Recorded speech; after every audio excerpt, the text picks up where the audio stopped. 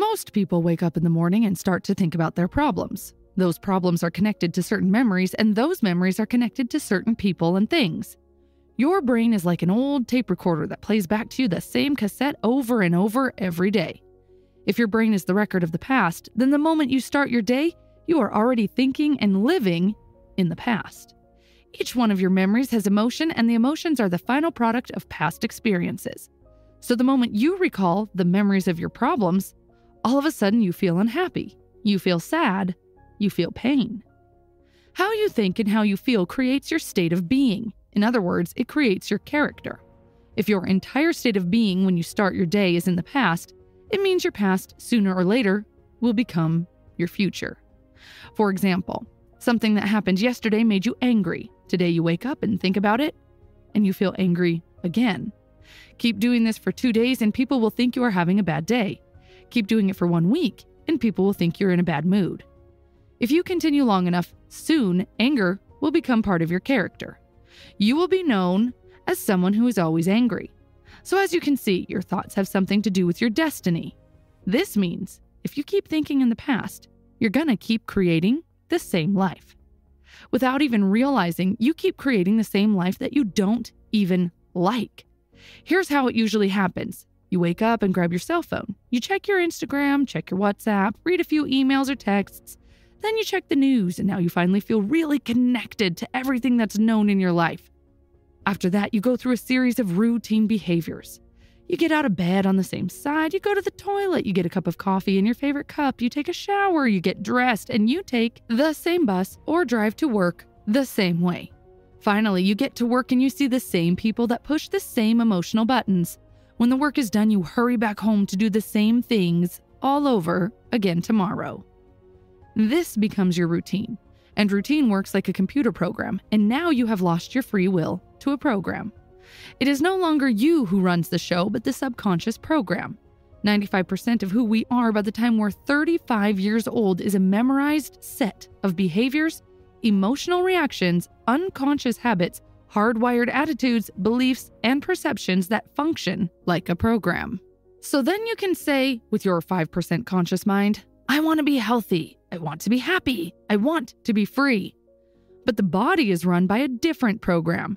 You are putting the 5% conscious mind against the subconscious mind, which is 95%. This is like putting an average skinny guy against an Olympic-level power lifter in a weightlifting competition. No wonder you can't make changes and end up going back to the old program and creating the same life. So then how do you begin to make changes? Well, you have to get beyond the analytical mind, because what separates the conscious mind from the subconscious mind is the analytical mind. And that's where meditation comes in. Through the practice of meditation, you can learn how to change your brainwaves and slow them down. And when you do that properly, you can enter the operating system, where you can begin to make fundamental changes. Most people wait for a crisis, trauma, disease, or diagnosis in order to start changing. Joe Dispenza's message is this: why wait for negative things to happen? You can learn and change in a state of pain and suffering, or you can learn and change in a state of joy and inspiration. Most people spend 70% of their life living in survival. They live in stress. So they're always anticipating the worst case scenario based on past experience. They literally choose the negative things out of the infinite potential in the quantum field. They're selecting the worst possible outcome. This is like looking at the menu with an endless amount of food and drinks and choosing the worst possible option. This is how it happens. Every time you recall the negative event, you produce the same chemistry in your brain and body as if the event is occurring again. You are sending the same emotional signals to the body. Your body is your unconscious mind in a sense. Your body doesn't know the difference. Your body thinks that the event is actually happening right now. Most people are constantly recreating their negative emotional states by constantly thinking about them. So when it comes time to give up that negative emotion, they can say, I really want to change. But the problem is that the body is stronger than the mind. The body has been conditioned for years to negative emotions. The body was a servant once, but now has become the master. All of a sudden, when you decide to change and step into that unknown, the body doesn't like it. The body would rather feel guilt and suffering because it feels familiar and it can predict it. Being in the unknown is a scary place for the body. Entering into the unknown is like stepping into a deep river. The body knows that if you succeed in passing to the other side of the river, it will die. It will do anything it can to stop you. This is why the moment you start meditating, suddenly your nose starts scratching. You remember an important task you had to do, and out of nowhere, you get a memory from 20 years ago. This is your body saying, "Come on, just give up and let's go back to our old miserable life." The body has a lot of tools, and it will use every single one of them to stop you from entering the unknown. The unknown is the best place to create your future. And the easiest way to enter the unknown is through meditation. Once you are in a deep meditative state, you can start creating your future. What kind of new life do you want? What behaviors do you want to demonstrate? What kind of person do you want to be? The act of mentally closing your eyes and rehearsing the things or behaviors you want in your life is the best way to create your future. If you're truly present, the brain does not know the difference between imagination and real life experience. Through the act of imagination, you are installing the software programs of your future life. Now your brain is no longer a record of the past. It's a map to the future. And if you keep doing it, who knows? You may just start acting like a happy person.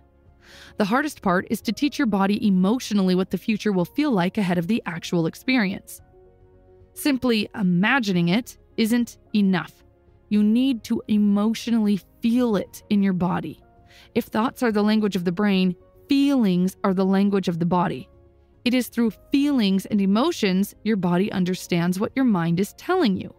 If you don't feel anything, then it means your body isn't receiving the signal. It's like in your room. The internet modem is working, but you can't connect because you've turned off the Wi-Fi on your phone. The moment you start feeling the emotions of your thoughts, you are connected to the internet, and you can now start downloading your future life. And you know what this means?